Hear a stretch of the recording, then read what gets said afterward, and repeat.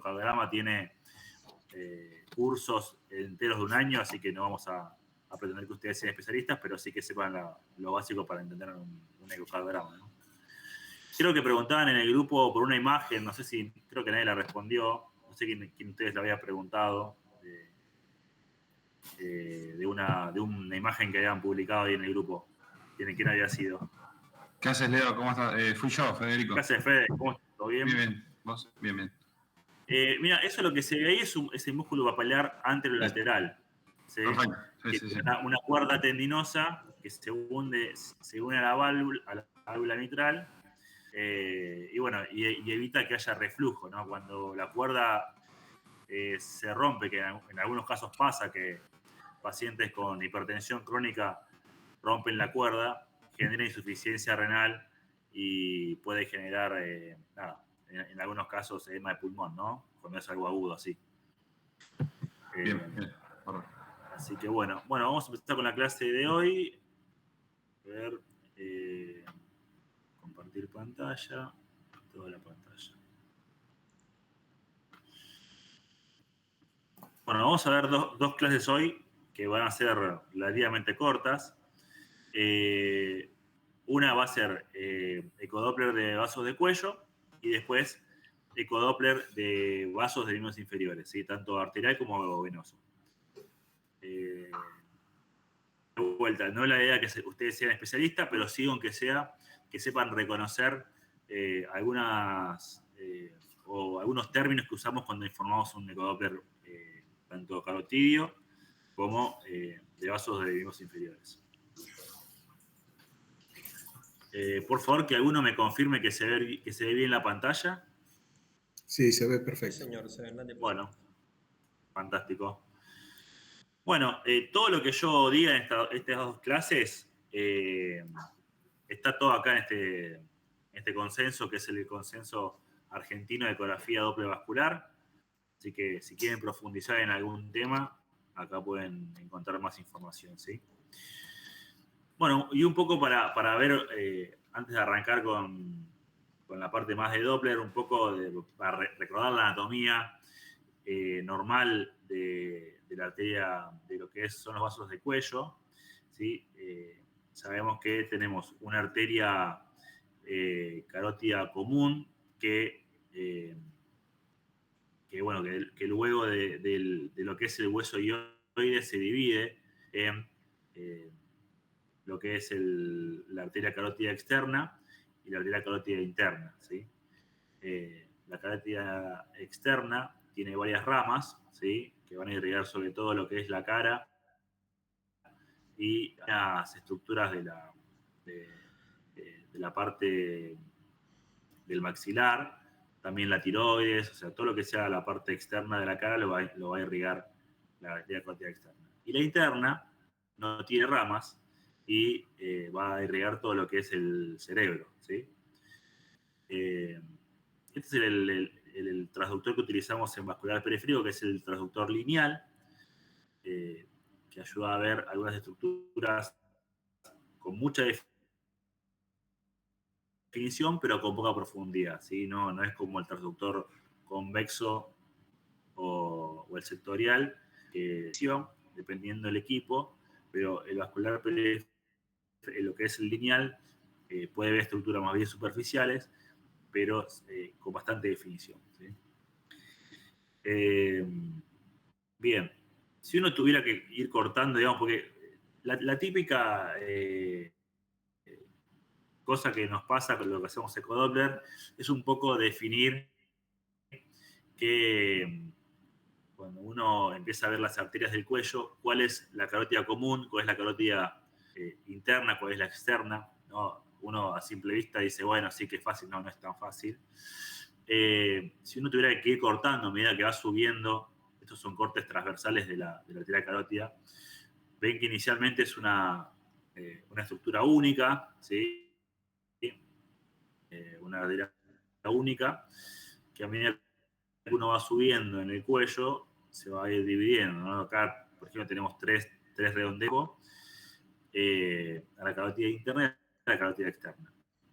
¿Cómo me doy cuenta que la carótida externa es la externa y la interna es la interna? valga la redundancia. En este corte puntualmente vamos a ver que una es más grande que la otra. Y la explicación puntualmente de por qué una es más grande que la otra es porque hay una que irriga mayor territorio. ¿Se imaginan cuál puede ser? ¿La externa? A ver. Perdón, la externa. ¿Cómo te llamás? Perdóname. Grace. Grace, ¿por qué pensás que la externa tiene más territorio irrigado? No sé, pensé por lo que se ve más gruesa.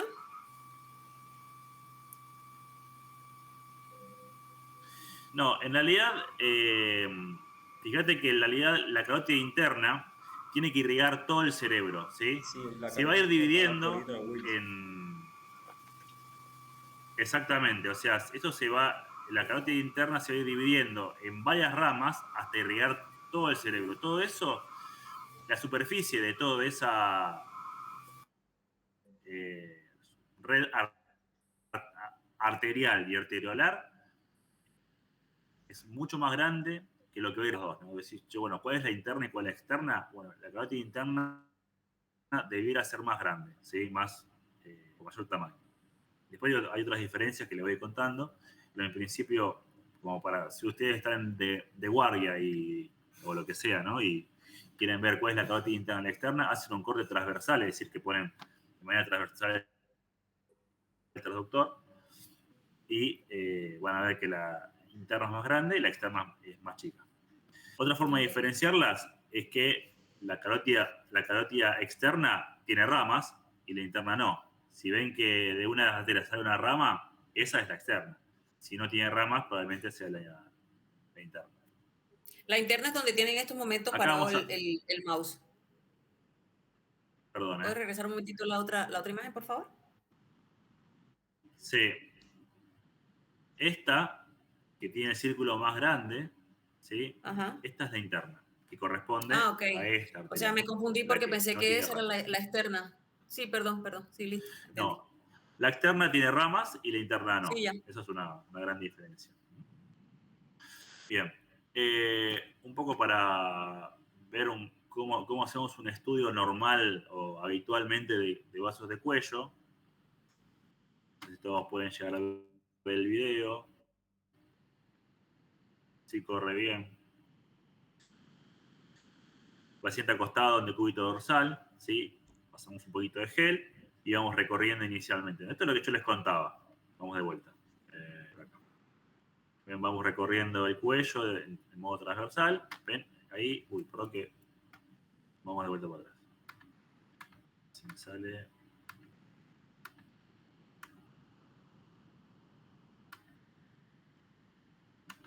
Ven, acá está la carótida común, ¿sí?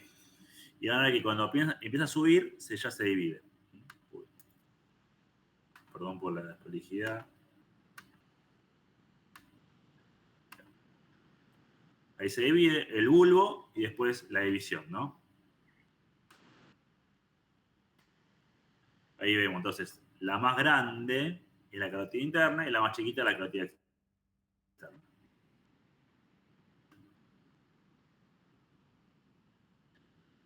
Ahí vemos, ¿sí? Quizás en esta forma de verlo así de modo longitudinal, acá lo que hizo el operador fue girar el transductor para que quede en modo longitudinal, ¿sí? Acá la verdad que es difícil ver cuál es más grande y cuál es más chica, ¿no? El mejor modo de ver cuál es más grande y más chica es el modo transversal, ¿sí? Y después le va a pasar doble color, ¿sí?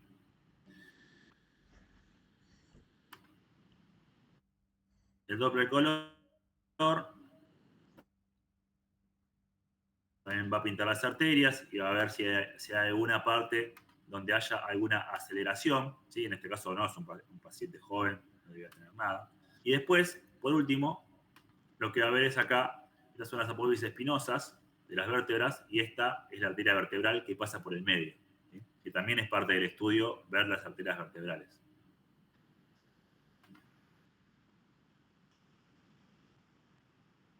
Bien. Entonces, Acá vamos a ir viendo, ¿no? Esta es, no sé, creo que hablar hablado con Rodrigo de los modos de Doppler, ¿sí?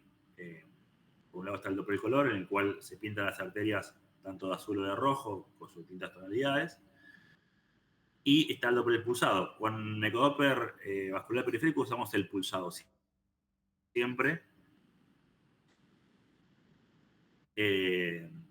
Y acá, en este caso, cuando interrogamos con Doppler pulsado la carótida primitiva, vemos que bueno, tenemos este tipo de morfología, ¿no? Con un pico sistólico, después desciende, y abajo es la presión diastólica, ¿sí? Esta es la carótida externa y esta es la carótida interna. Fíjense lo siguiente, la carótida interna, ¿sí? Este es la velocidad pico, esta es la velocidad diastólica, velocidad sistólica y velocidad diastólica. Una gran diferencia para diferenciar cuál es una de la otra, velocidad diastólica mucho mayor que, por ejemplo, la carótida externa. Y esto, digamos, es lógico porque al tener que irrigar el cerebro, la resistencia es menor, ¿sí? Al tener una resistencia menor, la caída de la presión de la por lo tanto, la velocidad diastólica es mayor. Entonces, ustedes preguntan en el examen cómo diferenciar la carótida externa y interna por Doppler. La respuesta es, bueno, la velocidad diastólica de la carótida interna es mucho mayor, ¿sí? Y acá van a ver, por ejemplo, que la carótida primitiva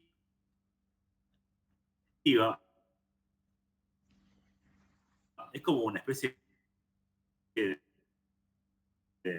como de mezcla un poquito elevado de la velocidad, ¿no? Hasta acá se entiende, ¿no? Lo que estoy diciendo, no es chino básico.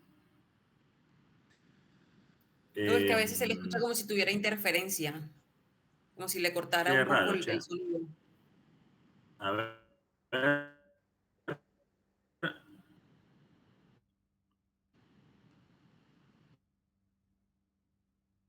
¿Todos me escuchan de manera así entrecortado o es solamente Karen, ¿no? ¿Alguien me puede Ah, confirmar ok. que Yo también lo No, si escucho están escuchando entrecortado. yo también lo entrecortada mi escucho. audio? Sí, se escucha entrecortados por momentos, muy lento. ¿Cortado? Sí, lo mismo. Sí, sí. A ver, voy a sacarme los auriculares a ver si puede ser eso. Un segundo, por favor.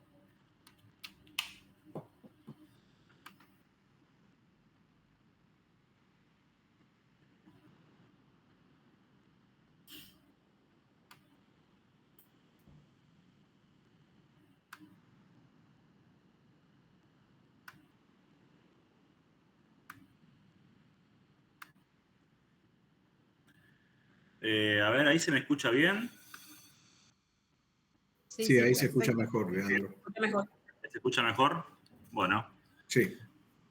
Leandro, yo Bueno. simplemente quería pedirte si podías repetir, que es la parte que empezó a escucharse mal. La carótida interna entonces tiene una velocidad diastólica, dijiste, menor o mayor. La arteria carótida interna, la velocidad Sí. diastólica es mayor comparado con la arteria carótida externa.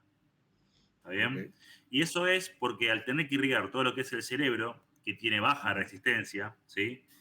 Si tuviera alta resistencia no llegaría, digamos, tendrías una dificultad para llevar sangre al cerebro, lo cual es fisiológicamente no compatible.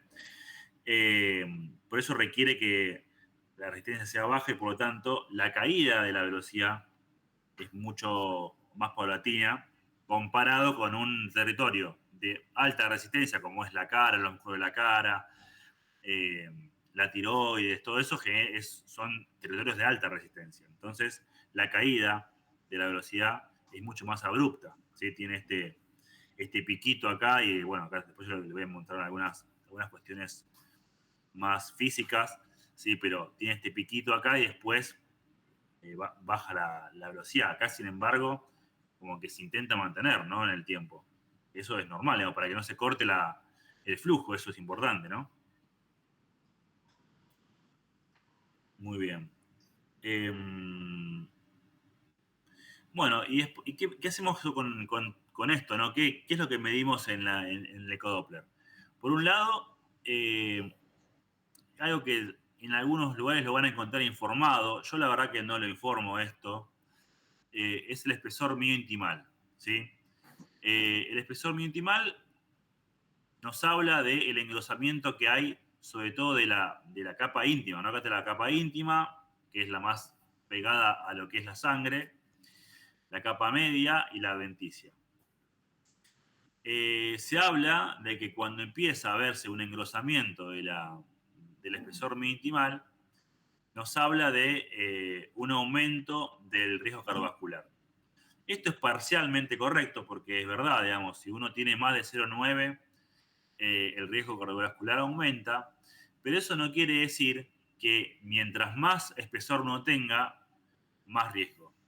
Solamente habla de que si vos tenés aumentado el espesor, tenés aumentado el riesgo cardiovascular, pero no sabemos cuánto. Es por eso que las guías de prevención cardiovascular europeas, lo que es el screening con espesor intimal, no está recomendado. O sea, esto no se informa.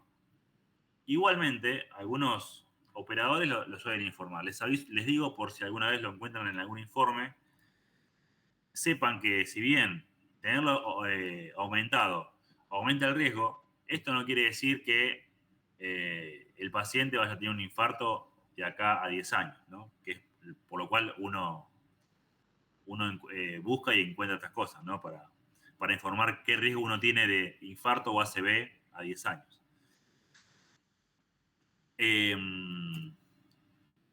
Bien. Después, lo siguiente que buscamos son placas. ¿Qué son las placas? Hay varios criterios. Uno de ellos es que el espesor de esa placa sea mayor a 1.5 milímetros o que esa sobrelevación sea mayor al 50% del espesor medio intimal circundante, o que penetre la luz, es decir, que sea una plaquita que penetre la luz en más de 0,05 milímetros, ¿sí? Acá vemos un ejemplo de placa, ven que viene de esta forma, tanto de un lado como del otro. Acá vemos una sobrelevación, ¿sí? Con una ecogenicidad un poco mayor en la parte más pegada a la luz, y acá en el medio tenemos como una ecogenicidad, una hipoecogenicidad, ¿sí? Las placas se pueden alojar en la carótida común, acá también carótida común, en el bulbo, en la carótida externa, en la carótida interna, ¿sí? Eso es variable. Lo más frecuente es encontrar placas en el bulbo, ¿sí? La verdad que hay muchos trabajos o se están haciendo muchos trabajos sobre ateromatosis subclínica, ¿sí? Es decir, paciente que no tiene ningún tipo de antecedente y de repente alguien le pide un ecodoppler de vaso de cuello y le encuentra placas. ¿Qué significa eso? La verdad que hasta el momento no se sabe, ¿sí? Hay quienes dicen que eso obviamente aumenta el riesgo cardiovascular, no se sabe cuánto. Pero cuando encontrás una placa, tenés que tratarla. Ponerle estatinas y aspirina. Más que nada para prevención primaria, ¿sí? Eso es lo que se está hablando últimamente. Esa placa, ¿cuánto se puede decir que mide la que usted tiene en la imagen? Esa? Y acá debe medir menos de 1 milímetro, 1.6 milímetros aproximadamente. Menos de 2 milímetros, seguro. Ahora les voy a mostrar bien un par de ejemplos. Okay. Acá la guía la guía argentina, digamos, de la SAC, clasifica a las placas en tipo 1, tipo 2, tipo 3, tipo 4, tipo 5. Y eso, digamos, la tipo 1, eso más que nada lo que hace es clasificarla en función de su contenido, ¿no? Porque uno dice, está bien, las placas, ¿qué hay dentro de la placa? Puede haber colesterol, lípidos, puede haber fibroblastos, fibrina, puede haber calcio, ¿sí? Entonces, en función de su contenido, es como la clasifica la SAC, ¿sí? Cuanto más contenido hipoecoico tiene, nos habla de una placa tipo 1 y por lo tanto se interpreta que esa placa tiene mucho contenido lipídico, ¿sí? La grasa se ve hipocoica por ecografía. Entonces, esta tipo 1 es la que más contenido lipídico tiene. A medida que uno va aumentando la cantidad de fibrina, fibroblastos y calcio, va generándose mayor tipo aumentando lo que es el tipo, ¿no? El tipo 2 tiene mayoritariamente lesiones hipoecoicas que con algunas isoecoicas. Las tipo 3, que son las más frecuentes, tienen pequeñas áreas hipoecoicas, o sea, menos del 25%, o sea que es más contenido isoecoico que hipoecoico. Acá las tipo 2 son tipo congénitas uniformes, que es todo lo mismo, ¿sí? Y las tipo 5 son las que tienen mucho calcio y generan tanto calcio que existe una sombra acústica. ¿Sí? Cuando hay calcio del otro lado de la imagen se va a ver una sombra acústica. ¿Sí? Las más frecuentes son las tipo 3, que tienen un poquito de calcio y un poquito de hipocoico. Bien, ¿qué más? Después hay que caracterizarlas. No es lo mismo, bueno, como le decía, en el tema de la cogenicidad, puede ser más bien baja ecogenicidad, que es más bien lipídica, media, que es más bien fibrosa, o alta, que es más bien calcificación. La placa puede ser homogénea, que sea todo lo mismo, o que sea heterogénea, que tenga varias un poco de hipoecogenicidad, un poco de hiperecogenicidad, es variable, ¿sí? Y la superficie puede ser regular, cuando es toda lisita, irregular, cuando tiene irregularidades, como valga la redundancia, y en algunos casos puede estar ulcerada. ¿Eh? Ahí les voy a mostrar algunos ejemplos después.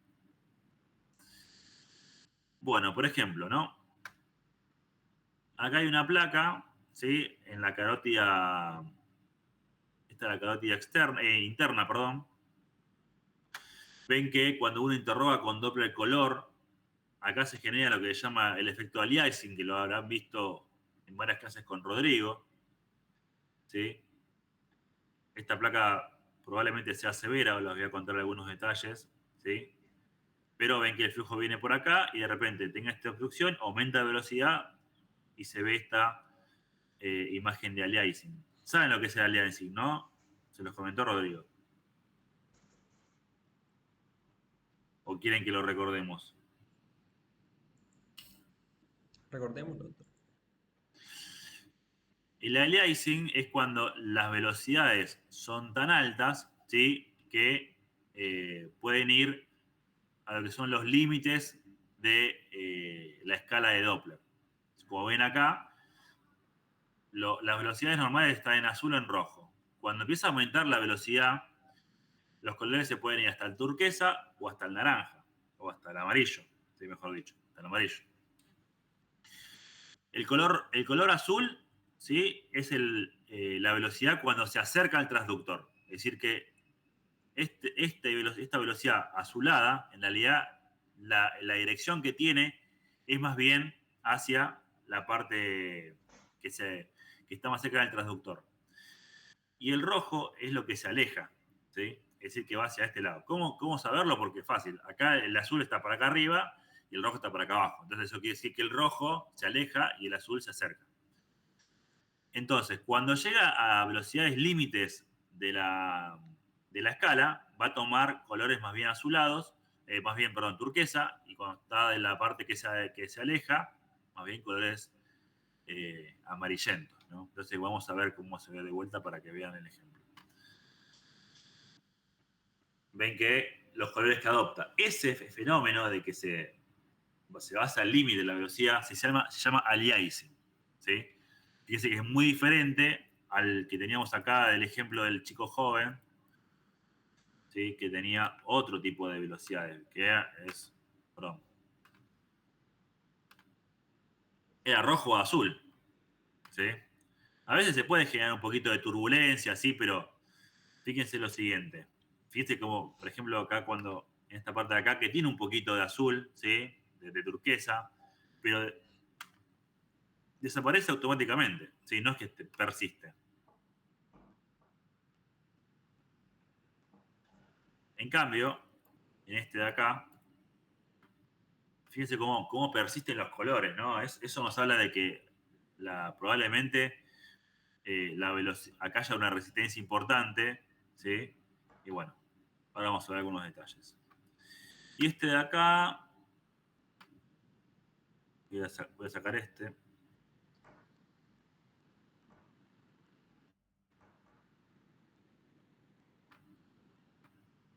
No sé, sí, perdón.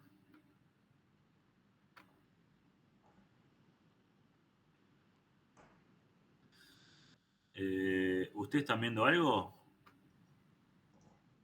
Bueno, igual la idea era un poco remarcar que, que cuando uno tiene obstrucción, Se ve la imagen, Leandro, no corre un video, digamos, pero está se ve bien, la está bien. imagen. Sí. Igual la idea de este video es un poco que vean que hay que aplicar, además de doble color, doble pulsado para ver la velocidad que hay en ese punto.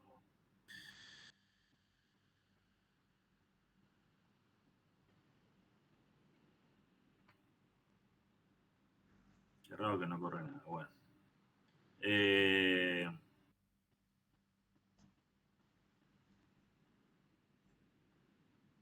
bueno, no sé por qué no corrió este video. Después se los mando por el grupito el video de este. La idea es la siguiente. Vamos de vuelta al video de acá. Uno, para saber qué grado de estenosis tiene esta arteria, la carótida, lo que tiene que hacer es un ratio, se llama ratio, en el cual uno divide la velocidad máxima la velocidad pico máxima de este segmento y lo compara con la arteria carótida común, o sea, con la velocidad pico en la arteria carótida común. Eso nos va a dar un ratio, ¿sí? ¿Qué quiere decir? O sea, uno interpreta que en la arteria carótida común la velocidad es normal y cuando pasa por la obstrucción la sangre, la velocidad es mucho mayor, ¿sí? Dependiendo de cuántas veces más aumente esa velocidad, nos habla de mayor o menor severidad. Y eso tiene toda una tarea que les voy a mostrar, pero si la velocidad aumenta más de 4 veces de lo que era en la carótida común a la obstrucción, nos habla de que la obstrucción es severa, más del 70%.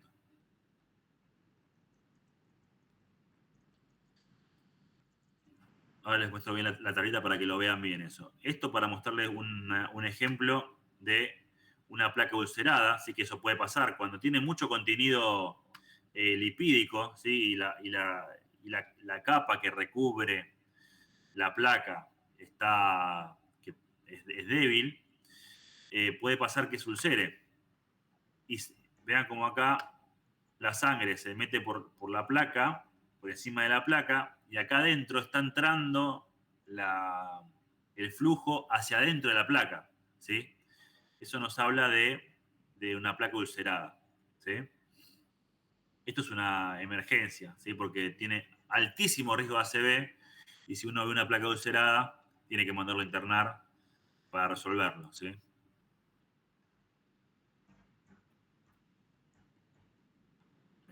Acá un ejemplo de oclusión, es decir, que cuando la placa sigue avanzando en su desarrollo y no produjo o produjo evento, lo que sea, y uno lo deja estar así, no lo trata, no da estatinas, no da aspirina, lo que sea, terminan ocluyendo toda la arteria, ¿sí? Acá ven, esta es la carótida interna y ven toda esta placa gigante que ocluye el pasaje de la sangre.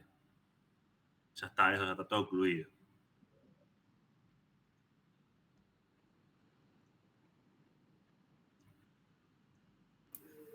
Leandro, una preguntita. Sí. En la dos diapos anteriores, que tenías, Sí. digamos, que diste el ejemplo de la velocidad pico en la obstrucción versus Sí. la carótida común. Hay una anterior, creo que era. ¿Acá? Creo que, no me recuerdo si era esta diapo. Tenías abajo las velocidades con el Doppler pulsado, las ondas de flujo. A ver. No sé si era en esta misma. No, sí, entonces era en esa, pero que abajo de la figura del lado derecho tenías Sí. la onda de flujo. Puede ser que en algún momento del video, digamos, más adelante, que se vea. Acá. Ahí está, ahí Sí. está. Esa es la carótida interna, ¿verdad? La que estás midiendo. Esta es la carótida interna. ¿Y por qué? Y sin embargo, ¿Por qué es parece un una interna? flujo de carótida externa, ¿verdad? ¿Por qué? Por la obstrucción y la velocidad que toma, ¿no? A ver, veamos las siguientes. Digo el flujo, lo que se ve abajo, digamos, las presiones. Sí, sí. Digo, si eso ayuda a interpretar también el tema de qué velocidad está tomando ese flujo No, por la obstrucción. esta es la carótida externa. Ah, Fíjate por esta eso, velocidad. esa es una externa entonces. Es Perfecto, una perfecto. externa. Digo, la Y ahora te voy a interna mostrar la termina interna. pareciéndose a la externa con la velocidad que agarra, digamos, ¿no? Sí, La pero caída. fíjate ahora te voy a mostrar la interna. Mirá, Perfecto. ¿ves cómo cae mucho más lento? Cae más lento, sin embargo, está mucho más acelerada que la que habías mostrado al principio, ¿verdad? Sí, correcto. Sí, sí. Por la Eso puede obstrucción. pasar, ¿eh?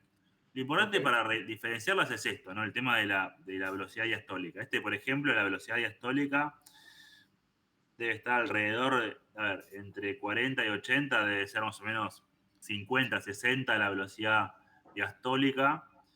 Y acá en este caso es menos de 40, fíjate, ¿ves? Ok. ¿Se ve? Esa diferencia.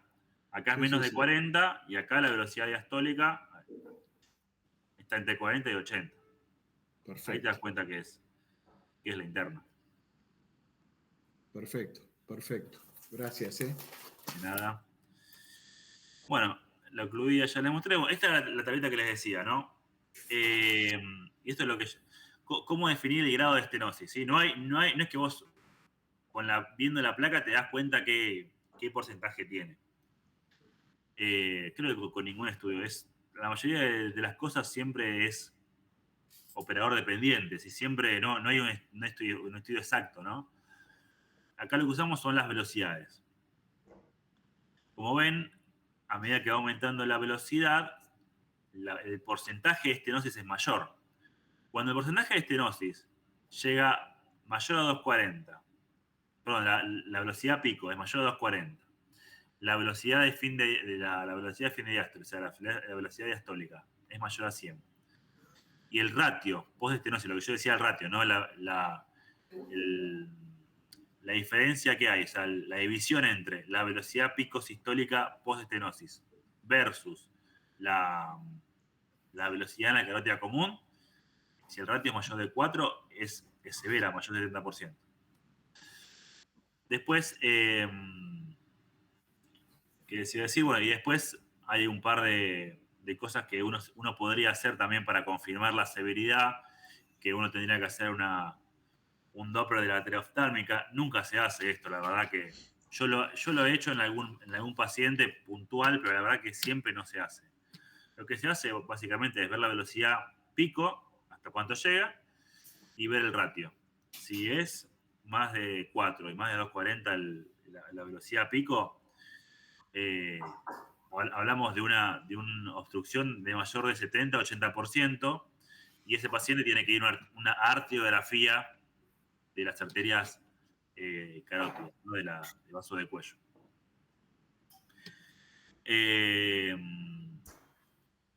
Bien, yo sí que me tuviera que quedar con un número de todo esto, serían los 240.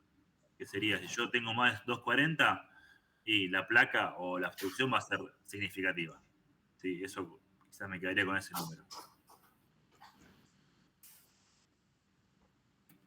BPS, perdón, ¿qué es? BPS es la velocidad pico sistólica. La velocidad pico sistólica. Sí. Perdón, no, y el otro BPS, el 50 centímetros por segundo que está después de ratio. ¿Qué es eso? Esto es el post-estenosis. Post-estenosis, perfecto. Post-estenosis. es la velocidad picosistólica post-estenosis. Es decir, vos después de verla, vos hiciste el ratio con la velocidad máxima que hay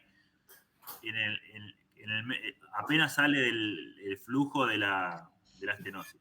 Y después te fuiste a después de la estenosis y te fijaste cuánto era la velocidad en ese segmento. Y la velocidad picosistólica, mientras más obstrucción tiene, más velocidad pierde por esa obstrucción. Es decir, la velocidad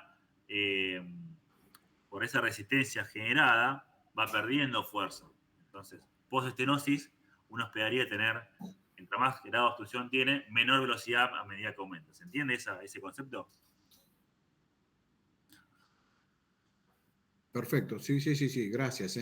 Bien, y más que esto no tienen que saber, lo muestro de modo para que sepan el final de la historia. Como les decía, si uno tiene una obstrucción significativa y tiene un paciente que es sintomático, la mayoría de las veces te hace sintomático me refiero a que tiene ACV, ¿sí? Tuvo ACV o AIT y tiene obstrucción mayor al 70%, va a arteriografía de vasos de cuello y si es significativa, se confirma la severidad de la estenosis, se puede hacer o endarterectomía, que es un procedimiento quirúrgico, o, dependiendo del caso, a veces angioplastia con stent, ¿sí?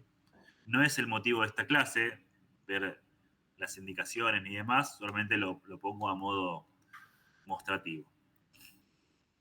Acá también, de vuelta, no es el objetivo de la clase, pero si uno tiene un ACV de menos de 6 meses, ¿sí? Si es sintomático, y le hace por medio de alguno de los estudios de imagen, se encuentra una estenosis carotidia, bueno, hay que ver qué tipo de estenosis es. Si es menos del 50%, tratamiento médico.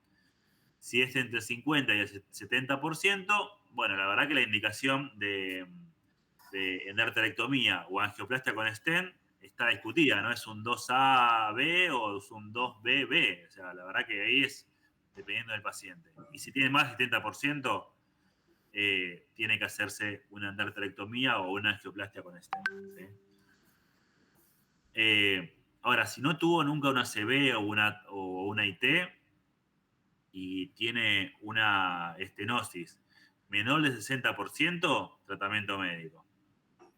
Si tiene oclusión, tratamiento médico. Ahora, si tiene una estenosis entre el 60 y el 99%, hay que evaluar ciertas cosas, ¿sí? Si tiene una expectativa de vida de más de 5 años, si tiene anatomía carotidia favorable, si tiene alto riesgo de ACV, si está tratado con medicación, bueno, ahí en algunos casos se podría hacer endarterectomía o angioplastia con stent. La verdad, muy discutido. Pero bueno, no, les repito, no es el objetivo de la clase discutir esto, sino les muestro más que nada a modo para que vean cómo es el final de la historia, ¿no? Una preguntita. Tatinas altas dosis y aspirina. Sí, ¿quién me va a preguntar algo? Una preguntita, Leonardo. Hoy decías, si está ulcerada es una urgencia. Sí. La urgencia implicaría, en ese caso, endarterectomía, hay que anticoagular. ¿Cuál es la conducta ahí? La mejor conducta en ese caso es colocar un stent. Ok. Obviamente, primero hay que ver cómo está el paciente, a ver si tuvo ACV, si no tuvo ACV, pero si uno ve una placa ulcerada o le informa una placa ulcerada, lo mejor es colocar un stent para que aplaste esa placa y tenga menos riesgo de embolia, ¿no? Excelente. Y si después lo dejas con doble agregación plaquetaria también. Siempre que hay stent, ahí tiene que haber doble agregación plaquetaria. Y va a depender del territorio, el tiempo. La verdad que no hay evidencia sobre stents en carótida o en nudos inferiores que nos digan tenés que hacer 12 meses de anteagregación. Uno lo hace porque lo saca de lo coronario, ¿sí? Pero la verdad que hay muy poca evidencia sobre la doble anteagregación en stents carotídeos. Habitualmente lo dejamos 12 meses si no hay contraindicación y si vemos que por algún motivo hay que suspenderla, se suspende antes, pero en principio son 12 meses. Excelente, gracias. Bien, y después por último la arteria vertebral, ¿no? del vaso de cuello. Que la verdad que Acá se ve, acá tenés la apófisis espinosa y acá tenés la arteria vertebral.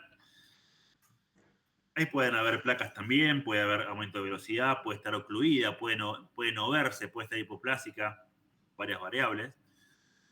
Y uno lo que hace también es interrogar con Doppler color cómo está, porque es importante ver que el flujo de la arteria vertebral tenga la misma dirección que la arteria carótida común, ¿sí?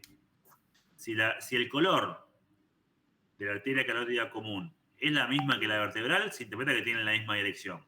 Ahora, si la arteria carótida común es roja y la arteria carótida la arteria vertebral es azul, es porque la vertebral tiene una dirección inversa a la carótida común. Ahora, una aclaración, ¿viste? Acá lo que importa es la técnica. Esto que está haciendo acá el operador es incorrecto. Fíjese la dirección que tiene esto, ¿sí? Cuando vos generás un ángulo distinto, es decir, a la caja, ¿sí? Obviamente vas a generar una dirección de flujo errónea. Vos, para evaluar bien la arteria carótida, todas las arterias, tanto la arteria carótida común como la externa como la interna y la vertebral, tiene que estar horizontal. Así oblicuo no va, tiene que estar horizontal. Ahí vas a poder evaluar bien si la arteria carótida común tiene la misma dirección que la vertebral. Fíjense que a veces parece azul y a veces parece roja, dependiendo de cómo mueva el transductor. Ahora lo van a ver. Ahí. Ahí está bien, ahí está horizontal. Ahora lo mueve un poquito y se pone un poquito azul. Siempre perpendicular, siempre horizontal la arteria. Si no, es difícil evaluarlo. Ahí se ve azul, por ejemplo, ¿ves? Porque cambió un poco la angulación.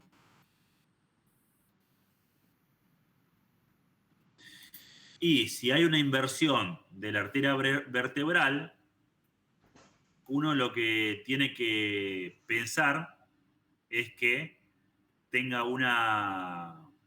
Fíjense que también tiene una morfología muy parecida a la carótida interna, ¿no? Que tiene una diastólica alta, tarda en caer la velocidad. Si uno tiene una inversión del flujo en la vertebral, el diagnóstico más probable es que sea un robo de la subclavia, es decir, que la subclavia esté obstruida y por ende genera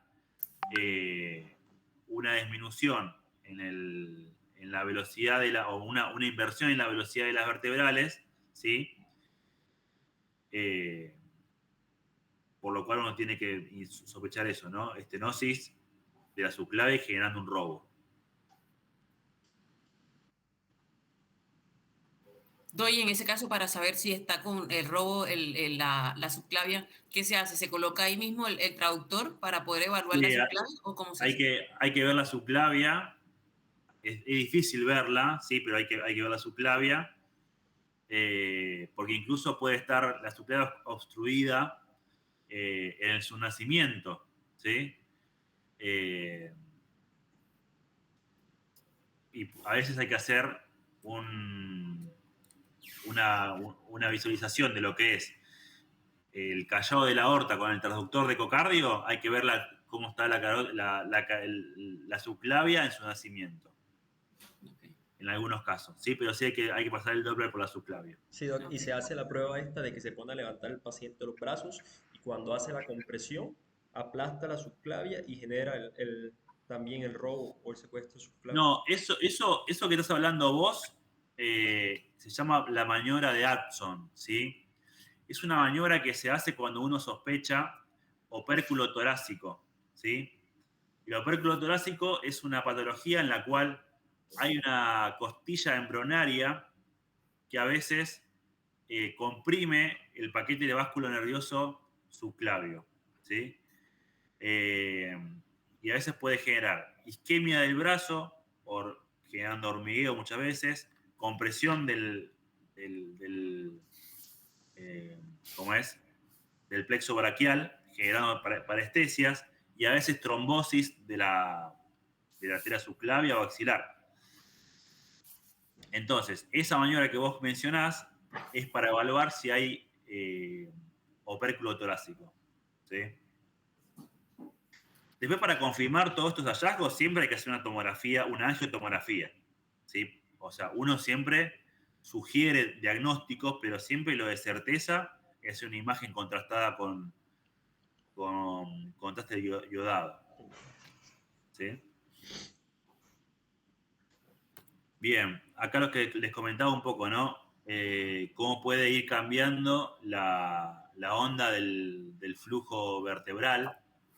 El tipo 1, piensa que tiene una forma de conejo, va cayendo en algunas partes del flujo diastólico, va cayendo la velocidad. El tipo 2, ¿sí? Que tiene un poquito de sistólico y mucho inverso, ¿sí? Y acá ya como está todo invertido totalmente la velocidad del flujo, ¿no? Fíjese que acá, de hecho, fíjese como la diferencia de color, ¿no? Esta es la carótida común y esta es la vertebral. Colores totalmente distintos, opuestos, ¿sí? Uno va para un lado, otro va para el otro. Bien. ¿Preguntas hasta acá? Yo me quedaría con esto, ¿no? ¿Cómo se define placa? La velocidad que yo tengo que tener como para decir es significativo o no. El ratio. Saber un poco esto, ¿no? De la vertebral, ¿sí? Puede pasar a veces que cuando, esto para que lo tengan en cuenta, ¿sí? Recuerden esta parte. Si el paciente tiene una inversión del flujo en la vertebral y un hipoflujo en lo que es el tronco lo que es el tronco del encéfalo, ¿sí? Hay un cuadro que se llama síncope, que es pérdida de la conciencia súbita, ¿sí? Hay algunos casos, no es muy frecuente, ¿sí? Pero hay algunos casos en los cuales por obstrucción de la subclavia se genera síncope. ¿Por qué? Al caer el flujo en la arteria vertebral es una de las que irriga el sistema reticular ascendente, entonces, que es el responsable de la conciencia. Si se corta el flujo en el sistema reticular ascendente, por una obstrucción de la subclavia y por ende una disminución del flujo en la vertebral, van a tener un síncope, ¿sí? Nada, para que lo tengan en cuenta eso, anótenlo por ahí. No es muy frecuente, pero cuando está, hay que pensarlo. Una forma de verlo también es tomar los pulsos, ¿no? El pulso si uno tiene obstruida la subclavia, el pulso radial de un lado va a ser distinto que del otro. Uno no va a tener pulso, va a tener disminuido y el otro va a tener normal. Y la presión arterial diferencial, ahí creo que... Una diferencial también, correcto, sí, exacto. Una diferencial de entre los dos brazos. Bien. ¿Alguna pregunta de esto? Bueno, pasamos a la otra clase que tenemos, que es el ecodoppler de los vasos de extremidades. Vamos a ver lo arterial y lo venoso, ¿sí? Primero vamos a ir con lo arterial. Recordando un poquito de anatomía, la arteria femoral común, que viene de la arteria ilíaca externa, la cual a nivel de la cresta, perdón, del arco inguinal se divide en arteria femoral superficial y arteria femoral profunda. La superficial se va a ir hacia la parte superficial inicialmente. La arteria femoral profunda va a ir más bien hacia lo profundo, irrigar los músculos más profundos del muslo. Y la arteria femoral superficial va a ser inicialmente, como su nombre lo dice, superficial, pero después se va a ir hacia posterior, hacia el anillo de Hunter. Una vez que pasa el anillo de Hunter se va hacia posterior, hacia la parte poplitea, y una vez que pasa allá a la zona de la cara posterior de la rodilla, se pasa a llamar arteria poplitea, ¿sí? Acá un poco sus relaciones con los músculos, ¿sí? Como les decía, inicialmente la arteria femoral superficial es superficial, pero después se hace profundo, ¿sí? Después, la arteria femoral, perdón, la arteria, como pasa en el anillo de Hunter, pasa a formarse la arteria poplitea, y esta se divide en, cuando pasa lo que es la parte de la pierna, pasa a ser un tronco tibio peroneo. Antes va a salir una arteria tibial anterior, ¿sí? Que se va hacia adelante, la cara anterior de la pierna. Cara anterior de la pierna. Cuando pasa al tobillo se empieza a llamar arteria pedia o arteria dorsal del pie. Volvamos acá un minuto. El tronco tibio peroneo se va a dividir en arteria peronea, la que va hacia la cara, hacia la parte externa de la pierna, y la arteria tibial posterior es la que va hacia la parte interna de la pierna. Cuando pasa hacia la región malleolar, se llama arteria retromalleolar, ¿no? Después, tanto la arteria tibial posterior como la arteria anterior se van a unir a formar el arco plantar, ¿sí? Un poco para recordar un poco de anatomía. No es obligatorio saber todo esto, pero más que nada para recordar. Bueno, un poco lo que habíamos ya visto previamente, recordando, ¿no? Que uno, por un lado, ve el Doppler color, que es lo que veíamos rojo o azul. El Doppler power, la verdad que no se usa mucho el Doppler power. Yo lo puse más que nada a modo mostrativo, pero es solamente color rojo, que tiene matices naranjas o amarillos.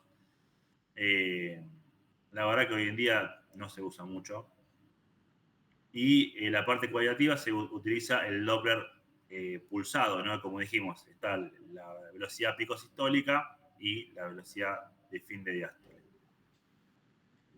Acá, esto también a modo descriptivo, sin que lo tenga que saber, pero cuando uno tiene esta forma de la onda, que no tiene nada, que vemos como una ventana espectral, se habla de que el flujo que tiene es lineal.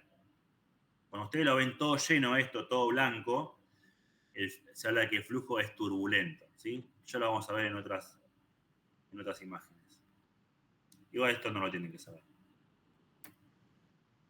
Esto sí es importante, sobre todo para los miembros inferiores.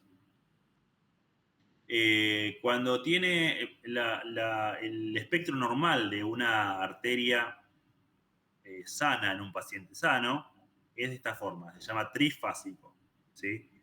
Tiene una velocidad sistólica, después esto va bajando, hay una velocidad que es una velocidad diastólica que es inversa, es decir que viene acá, viene el rebote, ¿sí?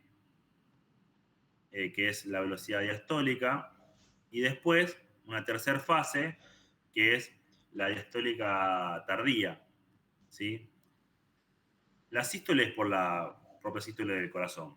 La diástole es cuando se relaja el corazón. Y la velocidad diastólica tardía nos habla de la elasticidad de las arterias. Hay un retroceso, o sea, cuando hay sístole, las paredes se agrandan. Y cuando retrocede, ¿sí? También hay ese retroceso genera una presión y una velocidad, generando esta última imagen que es la elasticidad, o representa la elasticidad de las arterias. Esto en un paciente joven, sano. Cuando uno va aumentando en edad, ¿sí?